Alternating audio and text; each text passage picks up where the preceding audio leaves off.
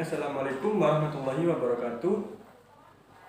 Saya di sini Abdul Aziz Ali Rosidin akan mewawancarai salah satu narasumber yang cukup familiar untuk saya ataupun beberapa orang. Akan tetapi ini sebagian orang lain mungkin belum mengenal beliau. Baik, langsung saja. Bapak, apa kabar? Alhamdulillah sehat walafiat. Mungkin untuk selanjutnya Bapak bisa perkenalan diri terlebih dahulu agar masyarakat mengetahui jati diri Bapak. Bismillahirrahmanirrahim. Assalamualaikum warahmatullahi wabarakatuh. Nama saya panjang memang, berasal dari Sumatera. Marah Laut Sautan Junianto Sinambela, atau yang singkat MLS Junianto, biasanya gitu. Tapi di Jawa ini kita lebih familiar dengan yang paling singkat, yaitu Anto. Asal dari Sumatera Utara, Medan, orang Batak asli, dekat Danau Toba sana, Samosir, Tapanuli Utara. Pendidikan saya dulu pertama langsung SD negeri Impres, terkenal di Sumatera, Medan kota.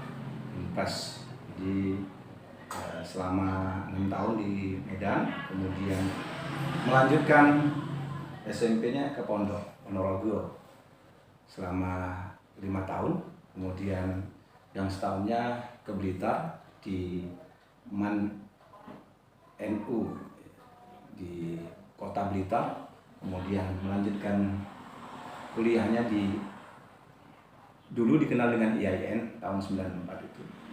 Sekarang dikenal dengan WINSA, berubah nama, di Fakultas Syariah Hukum Islam. Dan sekarang sudah berumah tangga, anaknya 3, punya istri 1. Alhamdulillah sekarang sudah dipercaya untuk memegang sebagai kepala sekolah SDIT Al-Mudawwir sampai sekarang. Itu saja perkenalannya singkat. Baik, seperti yang kita ketahui bahwasanya Bapak Anto ini bukan berasal dari Pulau Jawa asli, melainkan dari Sumatera. Jadi yang saya ingin tanyakan, apa motivasi Bapak untuk merantau ke Pulau Jawa? Sedangkan jika melihat pendidikan bisa dikatakan setara antara Sumatera dan Pulau Jawa. Ya, terima kasih. Saya dulu berpikir saja ketika melihat filosofinya ada air. Air ini ketika dia tidak mengalir atau tidak bergerak, maka air itu akan keruh. Nah, disitulah saya berkeinginan kuat untuk keluar dari lingkungan-lingkungan yang terus terang saja di daerah Sumatera Utara itu, apalagi kota Medan, pendidikan ya kalah dengan pendidikan yang ada di Jawa dulu pada saat itu. Dan sekarang mungkin berbeda, atau bisa dikatakan hampir sama. Ketika di Sumatera itu, jadi saya berpikir filosofinya adalah air yang di dalam suatu tempat yang tidak mengalir sekalipun, maka dia akan kotor. Begitu juga hidup saya ini. Jadi ketika saya mengambil kebijakan itu, ya saya harus keluar dari lingkungan ini agar pribadi saya bisa mengalir, bisa jernih, bisa bersih, dan pengalaman-pengalaman jauh lebih banyak saya dapatkan ketika saya pindah ke Jawa. Sampai sekarang alhamdulillah, kalau ketika teman-teman yang ada di Sumatera itu, ya alhamdulillah bukan saya menganggap diri saya ini lebih baik daripada mereka, tidak. Tetapi dalam segi keilmuan dan kepribadian, insya Allah bisa lebih baik lah daripada teman-teman yang masih ada di Sumatera. Itu saya kira. Baik, mari kita membicarakan tentang pendidikan kelanjutan seperti universitas. Apa alasan Bapak untuk memilih WINSA atau yang dulu biasa dikenal dengan IAIN Surabaya?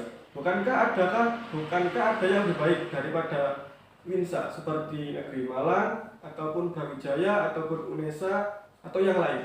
Ya, mungkin karena background saya dulu karena di pondok selama 5 tahun, jadi kepinginnya memang ada 2 pilihan kemarin itu. Ada di Jogja, kemudian UIN Suka, Sunan Kalijaga, dan UIN yang dulu IAIN Sunan Ampel Surabaya.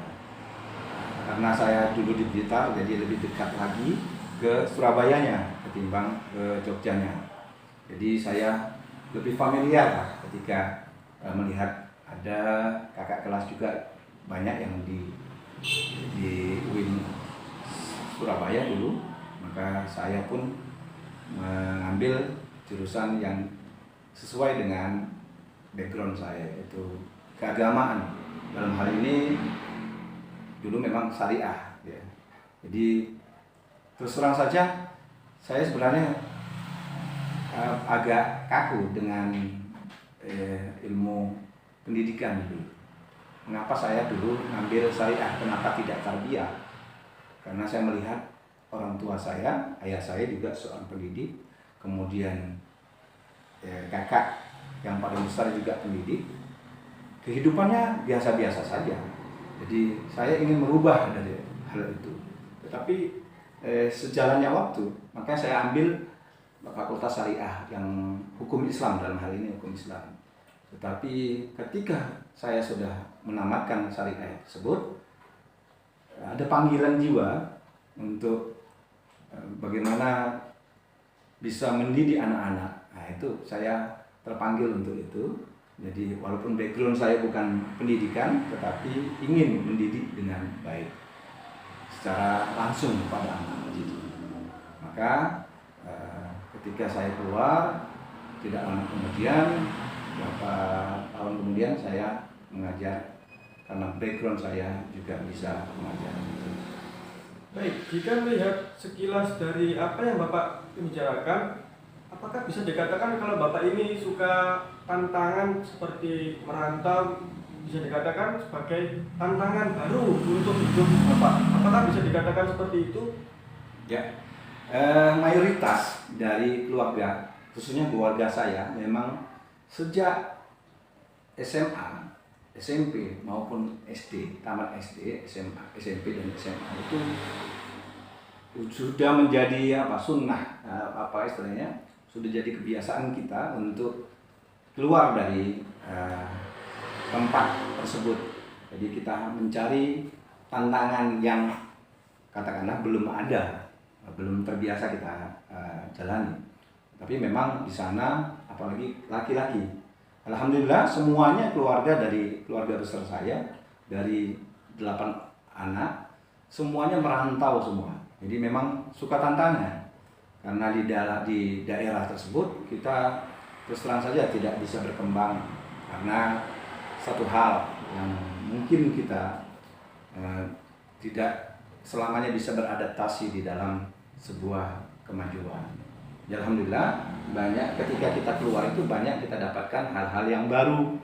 Jadi tantangan-tantangan itu kita ambil dan kita mampu untuk bersaing dengan yang lainnya. Baik. Kalau organisasi dalam kampus, Bapak ini lebih condong ke organisasi seperti apa? Ya. Kalau dulu di kampus semester 3 saya sudah aktif sekali di Mapala gitu ya, mahasiswa pecinta alam Sunan Ampel ini sikat Mapalsa dulu ya. Ya, alhamdulillah beberapa tahun kemudian saya menjabat jadi ketua umum pada saat itu, dan selanjutnya setahun ke depannya saya menjabat dari Sekretaris Jenderal Senat Mahasiswa Institut yang dulu sekarang dikenal dengan BEM, Badan Eksekutif Mahasiswa. Ya, alhamdulillah bisa banyak pengalaman-pengalaman yang saya dapatkan. Terutama pada tahun 98 kita sama-sama aktivis dulu ya. Bagaimana kita berupaya untuk menstabilkan keekonomian pada saat itu yang jatuh. Alhamdulillah dengan gerakan-gerakan Senat Mahasiswa Institut atau gerakan mahasiswa ini bisa katakanlah merubah dari zaman Orde Baru kepada Orde Reformasi pada saat itu. Ya, alhamdulillah reformasi pada saat itu sudah berjalan dengan baik, tetapi tidak sampai sekarang belum bisa diharapkan sebagaimana biasanya yang kita harapkan pada tahun 98 dulu. Itu. Baik, jika dilihat sekilas dari cerita Bapak Anto ini, beliau pernah menjadi ketua ataupun senat. Nah, itu apakah konsep apa yang perlu ditumbuhkan dari diri sendiri? Ya, intinya kepemimpinan itu satu kejujuran ya. Jujuran, bagaimana kita bisa jujur pada anggota-anggota kita, kemudian punya visi yang baik, artinya mau dibawa kemana organisasi yang kita hadapkan pada saat itu. Kalau sekarang mungkin banyak hal yang tidak bisa dimusyawarahkan dengan baik. Pada saat ini bukan kayak zaman tahun 98 dulu ya. Tahun 98 dulu kayaknya kompak sekali antara senat, yang mungkin saja tahun ini adalah tahun corona. Jadi ketika kita berkumpul dibatasi. Kalau zaman dulu berkumpul sampai jam berapa saja kita bisa. Tapi sekarang pada saat corona ini kita dibatasi oleh jarak, waktu, dan pertemuan-pertemuan itu tidak bisa seenak tahun-tahun yang dulu pada saat saya. Ya itu intinya jujuran, punya visi yang baik untuk membawa organisasi dengan ke depan lebih bagus lagi.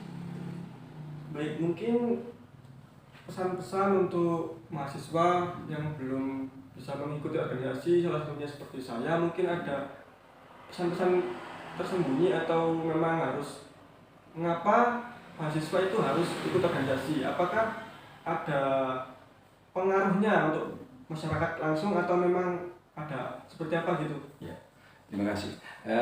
Terus terang saja, saya dulu kalau mau belajar saja, insya Allah 8 semester sudah selesai. Tapi karena saya dituntut untuk berorganisasi, jadi inilah sisi negatifnya ketika kita beraktif di organisasi manapun, baik itu ekstra maupun intra, ya kita dituntut untuk aktif peduli kepada sesama dan lingkungan. Saat ini, mohon maaf, ketika ada mahasiswa yang hanya sekedar mencari nilai-nilai atau akademik saja, ini sangat-sangat tidak dianjurkan, karena ketika mahasiswa itu harus peduli dengan lingkungannya, peduli dengan masyarakatnya. Suatu contoh barusan ini ya, di erupsi di Semeru. Ini mahasiswa-mahasiswa, gerakan-gerakan itu tidak begitu terlihat. Ini apa intinya? Intinya kita harus peduli dengan organisasi sesama, yaitu turun ke jalan bagaimana kita merasakan masyarakat yang ada di paling bawah. Nanti kita juga mengambil hikmah dari itu untuk kita jadikan ibroh atau pelajaran bagi kita. Insya Allah ketika kita sudah keluar dari mahasiswa dan tamat mahasiswa, itu insya Allah kita mampu bersaing, mampu untuk mengendalikan diri kita ke dalam hal yang lebih baik. Baik, mungkin jika kita mendengar penggal cerita dari Bapak Anto ini, banyak hikmah yang bisa dapat kita ambil. Akan tetapi saya di sini ingin bertanya sekali lagi, bagaimana pendapat Anda tentang diri Anda? Apakah Anda sudah bisa dikatakan sebagai hero? Maksud saya itu from zero to hero. Di samping Anda merantau dari Sumatera ke Pulau Jawa, hingga saat ini bisa menjadi kepala sekolah di SDIT Al-Munawir. Ya, saya kira terlalu berlebihan kalau menjadi hero ya. Ya saya apa adanya aja. Memang dari zero. Terus terang saja, dulu merintis sekolah ini, saya menjadi salah satu kepala sekolah di sekolah lain, sekolah swasta. Tapi karena itu menuntut kita atau saya pribadi untuk bisa mengaplikasikan ilmu secara utuh dan tidak terkontaminasi oleh macam-macam hal atau dari yayasan, maka saya berinisiatif untuk membuat yayasan atau pendidikan setara RA atau SD. Dalam hal ini SD dan alhamdulillah memang pada saat awal-awalnya kita memang di dalam perjalanannya memang dari zero, dari nol sama sekali ya, tidak mempunyai apa-apa. Tapi karena kegigihan atau tuntutan ini didapatkan oleh masyarakat, maka kita bangunlah itu namanya SDIT Al-Munawwir, kemudian ada RA-nya. Tetapi sebagai pahlawan begitu tidak ya terlalu berlebihan saya kira. Jadi biasa-biasa saja. Ya paling tidak saya berusaha untuk bermanfaat bagi orang lain, itu saja. Baik, jika Bapak tidak, maksudnya itu terlalu berlebihan untuk menganggap diri Bapak itu sebagai pahlawan, sedangkan Bapak sudah mendidik saya. Mungkin jika dalam rentang waktu hingga saat ini bisa dikatakan selama 13 tahun, apakah Bapak masih belum bisa mengakui kalau Bapak itu pahlawan, sedangkan ilmunya Bapak itu maksudnya itu dalam yang saya rasakan dalam jangka 13 tahun itu sangat terasa seperti itu. Apakah Bapak memang suka rendah diri atau memang tidak ingin diakui atau seperti apa gitu? Ya, namanya pendidik ya. Pendidik udah seharusnya udah menjadi kewajiban bagi pendidik untuk mendidik anak-anaknya dengan baik, membimbing anak didiknya ke arah yang lebih baik, dan harapan orang tuanya itu menjadikan anak didik itu menjadi anak yang soleh dan soleha. Jadi saya kira memang terlalu berlebihan ketika dikatakan pahlawan.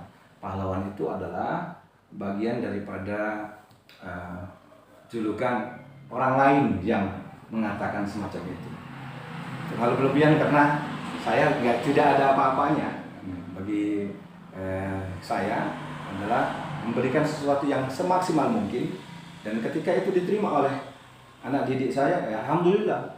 Dan kalau tidak bisa diaplikasikan ke dalam diri anak didik saya terus selalu memberikan masukan-masukan, dan ketika ada mereka menginginkan masukan-masukan yang positif, saya akan tidak sungkan-sungkan untuk memberikan suatu masukan yang baik bagi anak didik saya, walaupun mereka sudah tidak bersekolah lagi di SD itu Munawwir. Karena bagi saya anak-anak yang dari SD itu Munawwir adalah masih anak-anak didik saya. Tidak ada yang namanya mantan anak didik, tidak ada. Yang ada adalah masih tetap menjadi anak didik.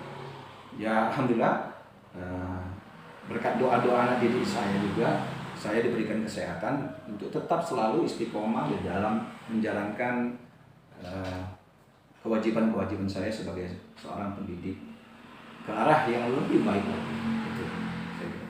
Baik, ini pesan terakhir untuk para penonton atau para mahasiswa yang bercita-cita ingin menjadi seorang guru atau pendidik. Mungkin Bapak bisa mengatakan sepatah dua kata bahwa kita itu menjadi pendidik itu bukan karena apa-apa, cuma memang mendidik itu demi generasi masa depan. Ya, makasih. Bagi saya sebenarnya dulu tidak, ya mohon maaf, ini mungkin dulu sering melihat ayah dan kakak saya yang menjadi guru. Hidupnya biasa-biasa saja, tidak begitu istilahnya mencukupi. Tapi karena ini panggilan jiwa, jadi seorang pendidik itu adalah panggilan jiwa sebenarnya, bukan karena suatu hal yang materi. Bayangkan saja, saya bukan jadi PNS, kalau PNS lain lagi mungkin ASN ya, yang pegawai negeri sipil menjadi guru. Mungkin ada beberapa orang juga mengatakan kalau nggak ada duitnya nggak bisa. Tetapi karena ini suatu panggilan, apapun yang terjadi, karena niatan untuk lillahi ta'ala, untuk mendidik anak didik ya. Dan alhamdulillah, insya Allah pendidik itu ada dua yang dia dapat. Dia sangat senang atau bahagia ketika lihat anak didiknya yang terbaik menjadi anak yang soleh dan soleha. Dan yang kedua, ini dicatat oleh Allah Subhanahu wa Ta'ala yang menjadi amal kebaikan kita di akhirat kelak. Ketika kita sudah meninggal, apa yang kita berikan kepada anak didik kita itu akan berdampak kepada kita nanti. Insya Allah dengan amal-amal itu nanti saya atau siapapun yang menjadi pendidik akan dipanggil dengan amal-amal yang dia berikan kepada anak didik dengan satu yang harus ikhlas tulus karena Allah Subhanahu wa Ta'ala. Ya. Baik, seperti itulah wawancara saya dengan Bapak Anto selaku Kepala Sekolah SD Al-Munawir. Sekian dan terima kasih. Summa salam. Assalamualaikum warahmatullahi wabarakatuh.